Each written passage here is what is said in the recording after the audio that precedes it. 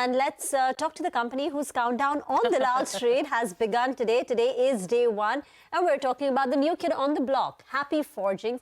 And they've seen a pretty good listing. It listed at about 1,000 rupees versus the issue price of 850 rupees. In fact, right now, it's 1,025. So it's built on the morning listing gain and is currently up close to about 20%. We're now joined by Ashish Garg, Managing Director at Happy Forgings, to take some questions. Ashish, morning, and thank you very much for joining in. I remember the last conversation we had with your company when the IPO had opened, and you told us that this is a company which in the last 10 years has seen a growth of, I think, close to about 18 to 20% on the top line, with margins above 24%. Now, as we look ahead, to the next 5 years maybe, can you sustain this 20% kind of a top-line growth? And what would be the top 3 drivers of it? Would it be exports? Would it be, maybe an acquisition that you could consider? Will it be, some new products that you're looking to introduce? So tell us, 5 years down the line, what would the top line of the company look like and the drivers? Thank you. First of all, I would like to thank all the investors for the overwhelming response today. And as rightly said last time as well, that company has very strongly grown in terms of top line in the last 10 years at a CAGR of 18% and around 24-25% in terms of EBITDA CAGR. So going forward, we see, because the machining mix is changing in the business is changing, and the forging percentage is going down, the machining percentage and the complete product business is increasing, the machining content is increasing. So all these things, probably if we see the guidance, we are looking at 18 to 20% top line growth. In terms of EBITDA growth, we are definitely looking at a faster pace. We are again looking at 24-25% going forward as well. The primary fundraising company coming in the company, because so far company has been growing organically and was deploying funds whatever we are generating. So 60 to 70% of the funds we are generating from our own cash accruals. But with the primary fundraising coming in the company, we'll be accelerating our growth. So in terms of guidance, probably, it is the best I can give right now. But that's very clear because we are gaining traction in exports. Exports business has increased from 13.5% to almost 21% in H1. And going forward, we see exports contributing around 25-30% to the business. At the same time, industrial sector is increasing. We have started with a 14,000-ton press line, which is the second biggest line in the country, where we are able to forge parts up to 250 kg. So industrial sector is also growing for us, and it has grown from almost 4% to almost 14% in H1. So these are all the sectors from where we are expecting a new set of growth for the Happy Forgings. Ashish, hi, morning, and congratulations on the listing. Now, the last 2 years, I believe your top line grew at more than 40%. Now, was that because of maybe post-COVID pent-up demand coming in, etc., or any one-offs? Or do you think growing at 40% for you, annual growth, year-on-year growth, is that sustainable? Probably we are talking about a low base of COVID because we almost lost a quarter. So I will not say that's the right way of looking at things, but if you look at around 4 or 5 years of scenario, including COVID year, company has grown over 18-20%. And in terms of EBITDA and the change of mix, we have been growing, in the same manner. Your margins have been a little higher than peers, if I'm looking at the right numbers. I mean, you are in the high 20s compared to some of the other forging companies, which are there in the public markets. What will be the margin profile like? Now, what's a sustainable margin run rate that you hope to do?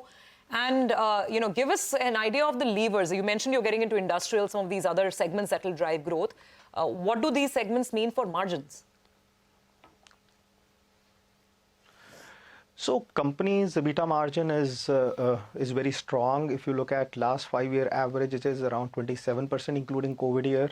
Is probably one of the strongest margins amongst the listed peers. And it's been very, very consistent. So going forward as well, the way our exports are improving and the way heavy side of business like industrial business is improving, these numbers are quite sustainable. And in the last 3 years, we have also seen the raw material prices rallying up. So going forward, if we see steel prices softening, probably that will also help. So the margins will be sustainable between 28 to 30% going forward as well. Okay, so top line growth 18 to 20%, margin growth at 28 to 30%. That's the long-term sustainable guidance that you can share. You said that the forging revenue contribution is coming down, while the machining contribution is going up, which also includes content.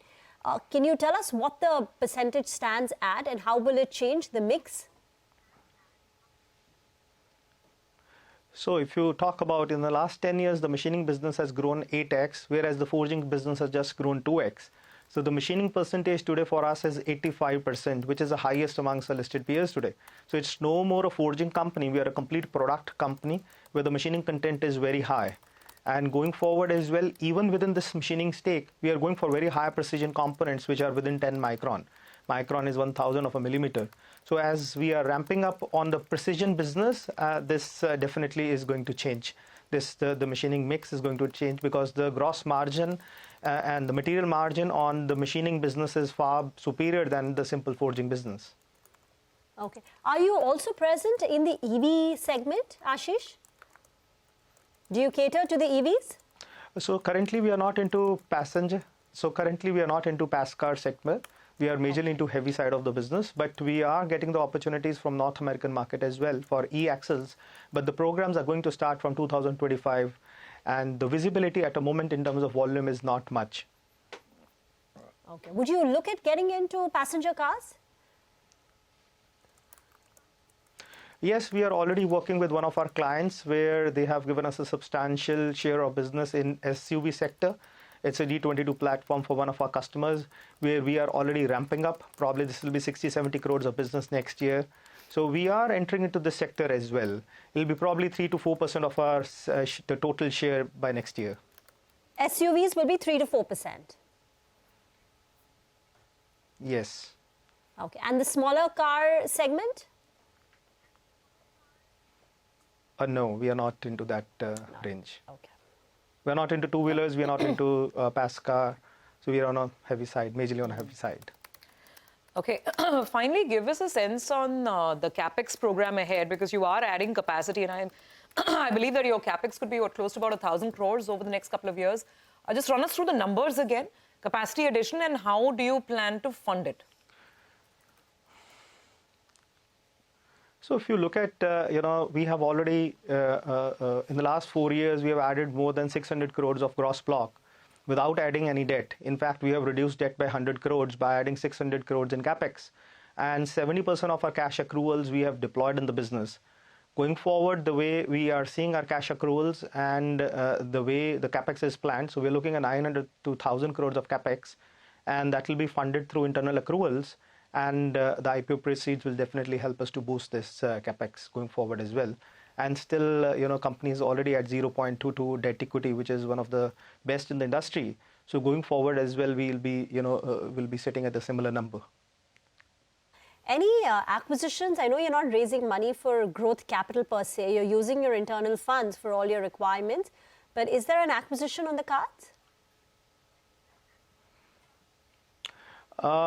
I think it'll be too early to comment on this, but definitely going forward we are very open for this, and we'll be looking at it. Okay, Ashish, we will leave it there. Thank you for joining in. It'll be a little premature to actually comment on the acquisition. No, fair enough, fair enough. Yeah. You've just Thank started you so your much. journey as a Thank listed you. company, and we hope to keep chatting with you regularly and track the business trajectory going forward. You have a good road, a good ride on the public bourses. Wishing you all the very best. All right, with that, we need to slip into a very quick break. We'll come back on the other side and we'll get chatting with our market guest of the day. Gautam Baid will join in, and he'll give us a couple of ideas about how we can approach 2024.